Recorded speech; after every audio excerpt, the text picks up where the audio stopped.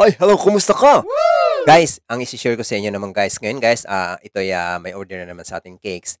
Guys, sa lahat po ng gustong magsimula kahit home bakers ka man or kahit anong negosyo inyong umpisahan, especially dito sa ating bakery business, lalo na dito sa ating pandisalan, cake business, cookies business. Guys, huwag kayong maiinip. Ituloy nyo lang ang inyong mga pangarap guys. Dahil napakasaya pag na umpisa na natin at may marami na nag-order sa atin guys. Iba yung hatid na kaligayahan guys pag meron na nagtitiwala sa atin. Maniwala po kayo. Dito guys sa ating pagsimula, anumang larangan ng ating simulan, kailangan talaga magiging sigasig tayo. Oo, magiging sigasig. Kasi huwag natin ikumpara ang ating sarili sa iba na hindi natin kaya. Isipin natin na kayang-kaya nating gawin anumang simulan nating hanap buhay.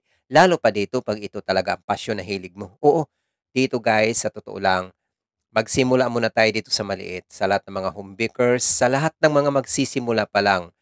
Alam ko na marami din talaga nagbabalak na magtatayo ng bakery business, bake shop, pandisalan, cake business, or anumang mga business na inyong papasukin regarding dito sa ating mga pagkain or sa ating mga baking tutorial or anumang, basta anumang mga party, basta about baking guys.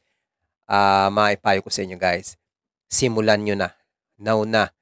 Kasi pag lahat nating gugustuhin kung hindi natin talaga yung ginawa ng paraan at hindi talaga natin pinupursige, hindi talaga tayo makapagsimula at wala tayong mahihintay sa ating negosyong papasukin. Oo. Simulan na natin, magiging inspirasyon natin yung ibang mga home bakers na talaga namang kahit wala silang pwesto, oo, kahit wala silang pwesto nakapagsimula, nakapagbenta sila kahit sa bahay lang. Oo, guys. Aaralin natin lahat yan, guys. Aralin natin lahat yung mga ganyang diskarte. Kasi sa iba, nagagawa naman nila at bakit tayo hindi natin magagawa, di ba? Kailangan natin yan, aralin natin lahat, lahat yan, bago natin na simulan para tuloy-tuloy ang ating pagtakbo guys ng ating bakery business or anumang business na ating papasukin. Huwag tayong mainip na halimbawa mas magandang gawa sa iba kumpara sa atin. Tandaan natin, ang pag-asenso sa buhay, hindi karera yan guys. Hindi karera yan. Sigasig at simula ang susi dyan. Oo. Kailangan pag alanganin ka pang mag-ipon, huwag ka munang umalis sa inyong trabaho guys. Magandang may source of income tayo bago tayo magsisimula. Naniwala kayo guys, pag naumpisan nyo na yan, unti-unti lang, unti-unti. Mas magandang nagsimula sa pinakamaliit. At unti-unti itong lumaki. Kisa nagsimula tayo sa pinakamataas at pinakamalaking puhunan na unti-unti tayong babagsak. Ganun lang yung guys. Mas maganda pag nagsimula ka sa malaki, tuloy-tuloy.